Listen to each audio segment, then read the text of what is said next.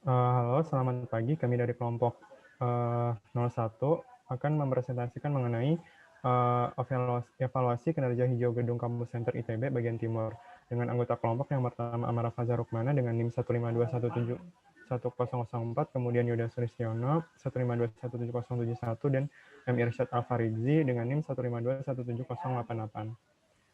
Kemudian kami akan menjelaskan mengenai 4 konten utama, yaitu mengenai Green Ship Certification, yang kedua Solar Pad, yang ketiga Edge, dan yang keempat OTTV. Untuk gedung Kampus Center Timur ITB merupakan bangunan yang terletak di sekitar Jalan I dan Boulevard ITB. Bangunan 3 lantai ini memiliki luas total lantai kurang lebih 2.668 meter persegi.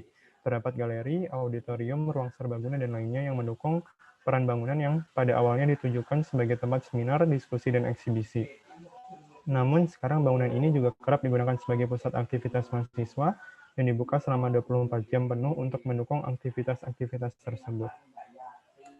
Untuk yang pertama, yaitu Green Shape, merupakan rating untuk mengukur bangunan hijau di Indonesia yang dikeluarkan oleh GBC Indonesia dengan nama Green Shape. Terdiri dari beberapa kode. Untuk kali ini akan membahas mengenai appropriate site development.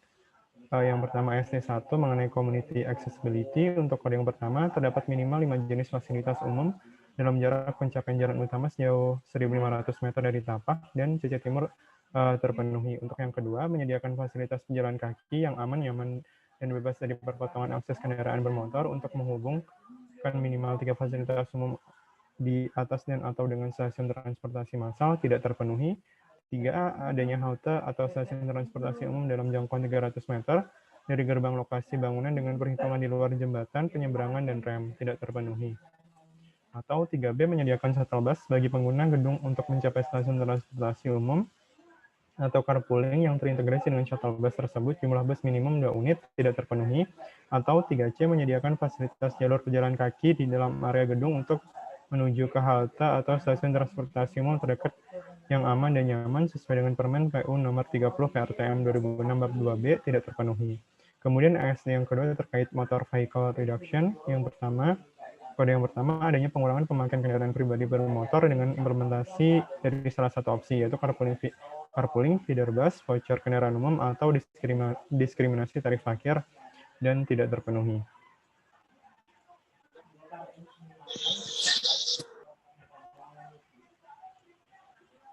Selanjutnya untuk ASD 3 yaitu bicycle, adanya parkir sepeda yang aman sebanyak 1 unit parkir per 30 pengguna gedung tetap terpenuhi.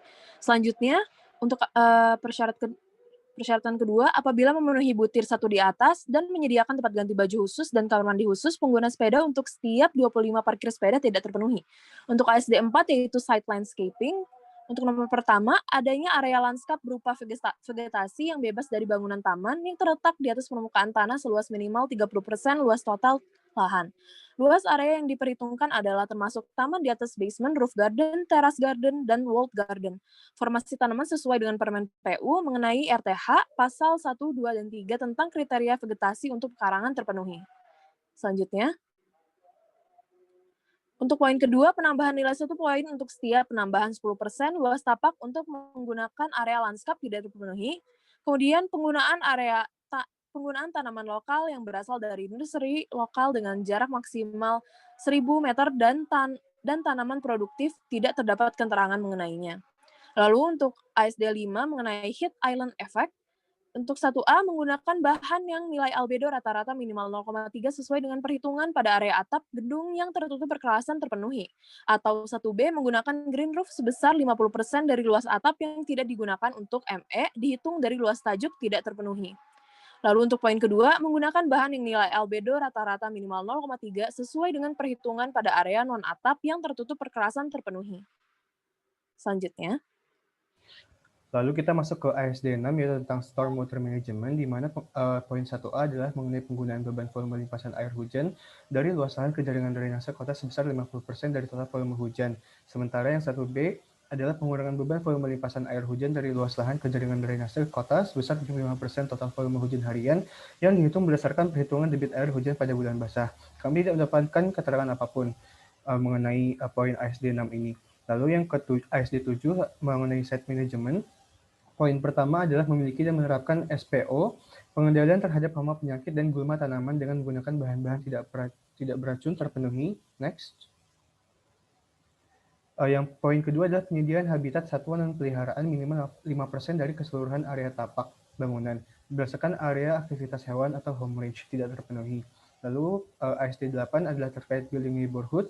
Poin pertama, melakukan peningkatan kualitas hidup masyarakat sekitar gedung dengan melakukan salah satu dari tindakan berikut: perbaikan sanitasi, penyediaan tempat beribadah, WC umum, kaki lima, dan pelatihan pengelola masyarakat terpenuhi.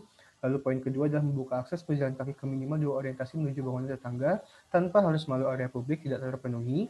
Poin ketiga adalah mendedikasikan untuk kepentingan umum, baik diwajibkan ataupun atas kesadaran sendiri sebagian dari lahan terbukanya untuk antara lain utilitas umum, pendukung jalur sirkulasi umum, atau ruang terbuka hijau privat terpenuhi.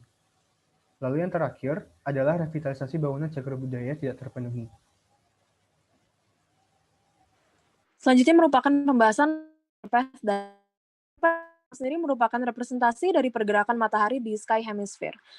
Pergerakan matahari dilihat dari sudut azimut dan sudut altitude. Next. Jadi azimut sendiri merupakan sudut yang dimulai dari utara yang berputar searah jarum jam ke titik yang dituju, sehingga azimut memiliki besar 0 sampai 360 derajat. Pada gambar ortogonal, azimut dapat dilihat sebagai perimeter dari lingkaran. Dan kemudian untuk altitude sendiri merupakan sudut yang terbentuk pada pengamat dan ketinggian matahari di langit, sehingga besarannya adalah 0 sampai 90 derajat. Next. Analisis solar path diagram dapat digunakan untuk menentukan hal-hal sebagai berikut: menentukan orientasi bangunan yang terbaik dari sisi respon terhadap radiasi matahari, menentukan letak bukaan bangunan yang terbaik demi memaksimalkan pemasukan cahaya, serta menentukan peletakan shading device yang ilustrasinya ada di bawah beserta jenis-jenisnya, yaitu vertical shading device, horizontal shading device, dan accurate shading device. Next. Ini merupakan analisis dari sisi barat, sisi timur, di mana pada awalnya kita menggunakan solar path di bagian kiri. Jadi kita menentukan dulu matahari dengan matahari yang memapari bagian bangunan pada warna-warna kuning ini, pada pewarnaan yang warna kuning. Kemudian kita menggambarkan lingkaran yang menggambarkan sudut dari VSH. Kemudian kita memasukkannya ke dalam sebuah rumus, di mana pada kanan ini kita bisa melihat tinggi dari bukaan atau X yang terdapat di kampus center timur bagian barat itu rata-rata setinggi 3 meter.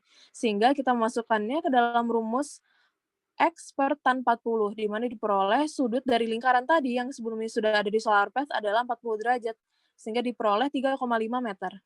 Maka panjang horizontal shading device yang dibutuhkan oleh gedung CC Timur bagian barat untuk menghindari terik matahari pukul 9 sampai 4 sore adalah 3,5 meter.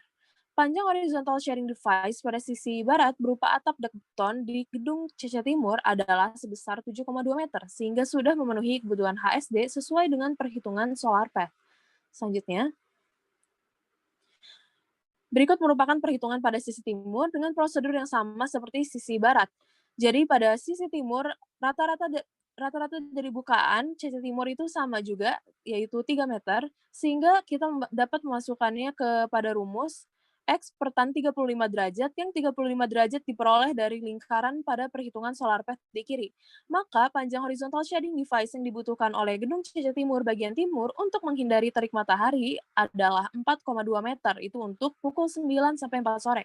Kemudian panjang horizontal shading device existing pada CC Timur hanyalah sebesar 0,25 meter, sehingga belum memenuhi kebutuhan HSD sesuai dengan perhitungan solar path. Selanjutnya, kemudian untuk sisi utara. Pada sisi utara ini dilakukan seperti sama juga prosedurnya seperti yang lalu-lalu. Dan tinggi dari bukaan yang dari kampus center ini adalah 3,1 meter. Kemudian panjang horizontal shading device-nya itu kita masukkan ke dalam rumus X per tan 45, di mana 45 diperoleh dari lingkaran yang diperoleh dari perhitungan solar path yang ada di kiri tadi. Sehingga kita dapat memperoleh panjang horizontal shading device yang dibutuhkan oleh gedung CC Timur bagian utara untuk menghindari terik matahari pukul 9 sampai 4 sore adalah 3,1 meter.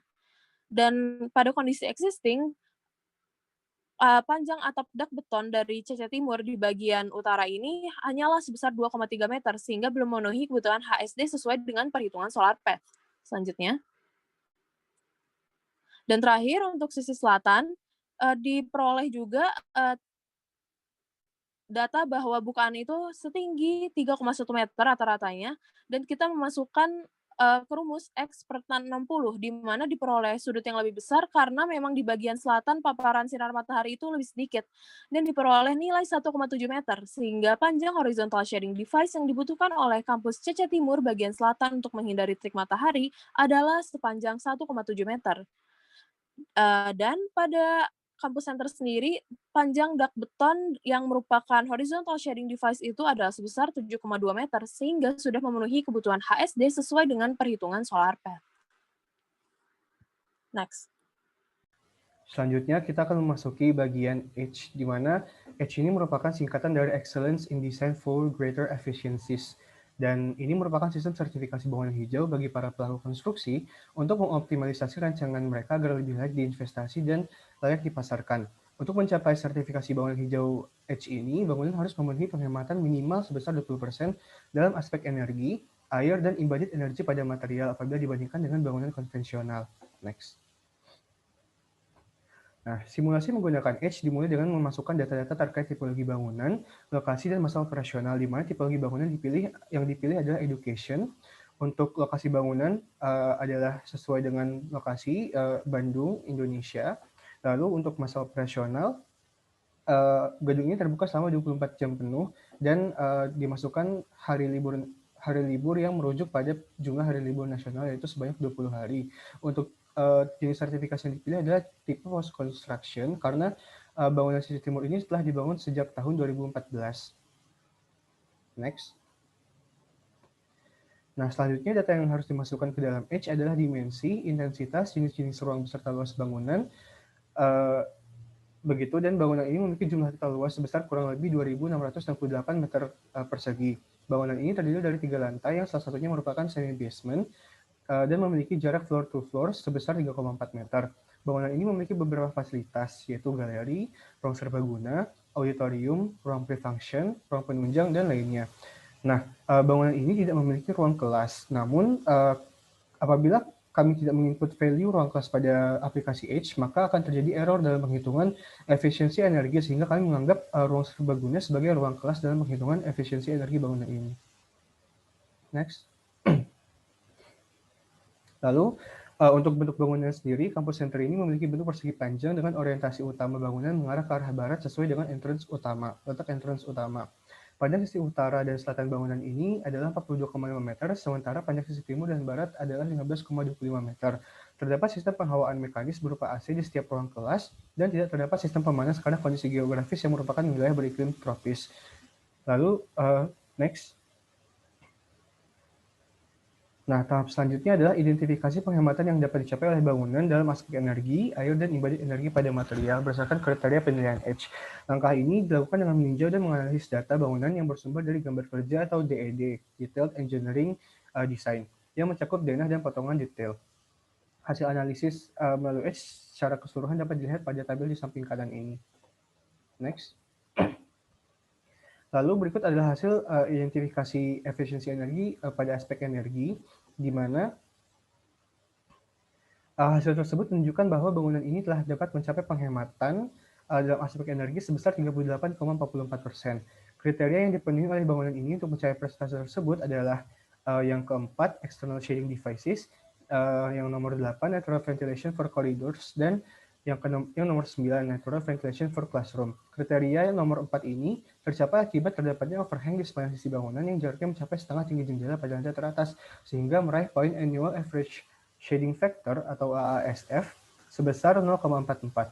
Selain itu, bangunan ini juga telah menerapkan ventilasi alami pada koridor-koridornya dan terdapat jendela yang dapat dibuka pada ruang kelas meskipun penghawaan mekanis tetap ada di dalamnya. Lalu selanjutnya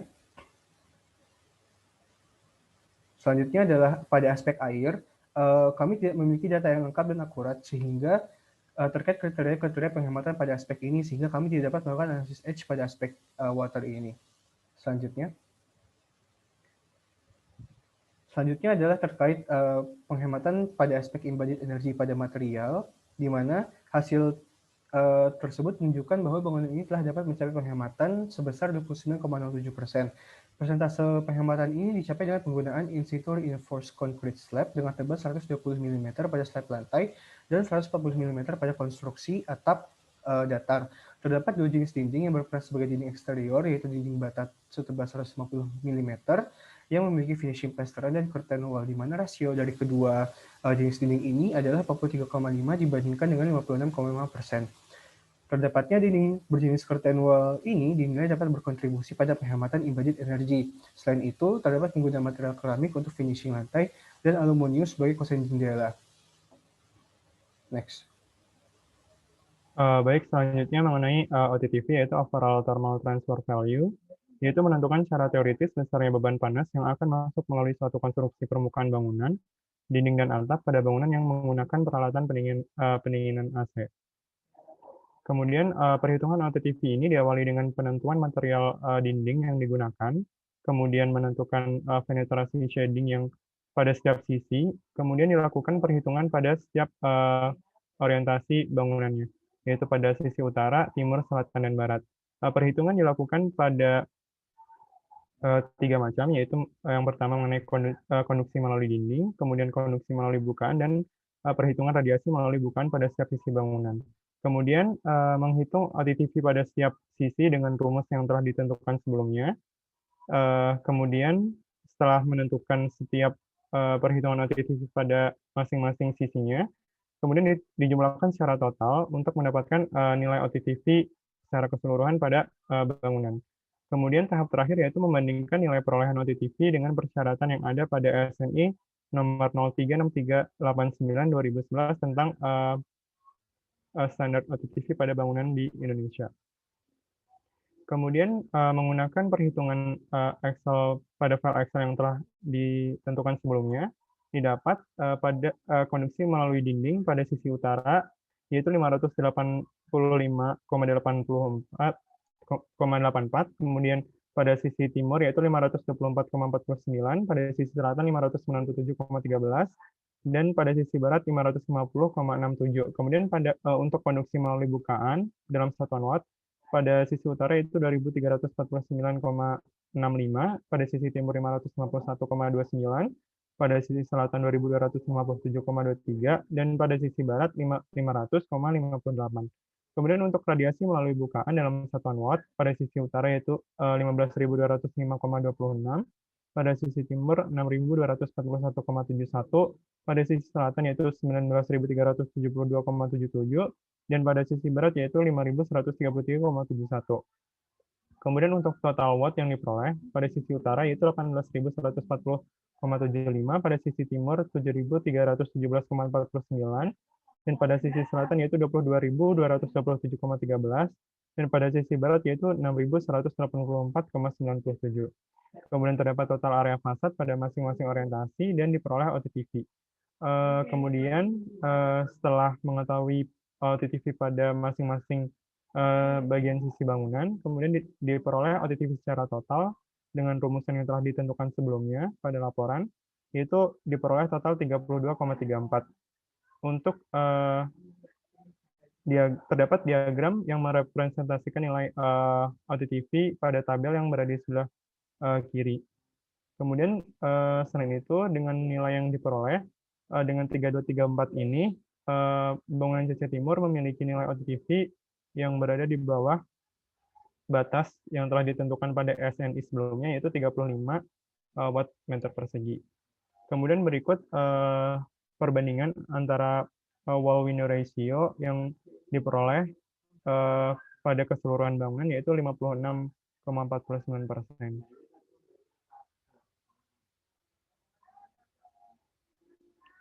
Kemudian Berikutnya akan dibahas mengenai kesimpulan dari Greenship dengan asumsi bangunan memenuhi prasyarat terkait penilaian bangunan hijau, yaitu ASD P1, Site Management Policy, dan ASD P2, Motor Vehicle Reduction Policy. Gedung Kampus Center Timur memperoleh total poin 8 poin dari maksimal skor 16 poin, seperti rinciannya pada tabel di bawah. dengan ASD 1 1 poin, ASD 2 0 poin, ASD 3 1 poin, ASD 4 1 poin, ASD 5 2 poin, ASD 6 0 poin, ASD 7 1 poin, dan ASD 8 2 poin sehingga diperoleh total 8 poin. Next. Selanjutnya kesimpulan untuk solar path diagram. Kampus Center Timur ITB belum sepenuhnya memenuhi standar shading ideal melalui perhitungan solar chart diagram. Bagian sisi bangunan yang belum memenuhi standar shading yang ideal adalah fasade bangunan bagian utara dan timur dari bangunan Kampus Center Timur ITB. Untuk sisi bangunan utara dari sisi timur dibutuhkan horizontal shading device panjang 3,1 meter, sedangkan pada sisi timur bangunan dibutuhkan horizontal shading device panjang 4,2 meter. Next. Lalu untuk H, berdasarkan analisis dan simulasi yang telah dilakukan, bangunan kampus Center Timur ITB ini telah memenuhi penghematan dalam 2 dari 3 aspek, yaitu dalam aspek energi dan embodied energi pada material. Bukan tidak mungkin bangunan ini juga dapat memenuhi penghematan pada satu aspek yang tertinggal, yaitu air. Namun kurangnya data yang akurat dan lengkap menjadi batasan penulis dalam melakukan analisis. Ketercapaian penghematan pada aspek energi mencapai 38,44%, sementara itu ketercapaian penghematan pada aspek energi dalam material mencapai 29,07%. Oleh karena itu, berdasarkan standar H, bangunan ini belum dapat dikategorikan sebagai bangunan hijau, namun upaya penciptaan bangunan yang berkontribusi positif terhadap lingkungan patut diapresiasi dan dicontoh pada perancangan-perancangan di masa yang akan datang. Kemudian yang selanjutnya mengenai kesimpulan OTTV, berdasarkan analisis yang telah dilakukan mengenai OTTV pada bangunan kampus Center Timur, diperoleh hasil OTTV yaitu sebesar 32,34 watt-meter persegi. Perolehan tersebut berada di bawah batas maksimum, yaitu 35 watt-meter persegi berdasarkan SNI nomor 03689 tahun 2011. Hasil analisis juga menyebutkan bahwa kampus Center Timur mendapatkan bintang 2 sesuai dengan ketentuan pada peraturan Bandung yang ada. Sekian mengenai presentasi dari kami, kelompok 1, dan terima kasih.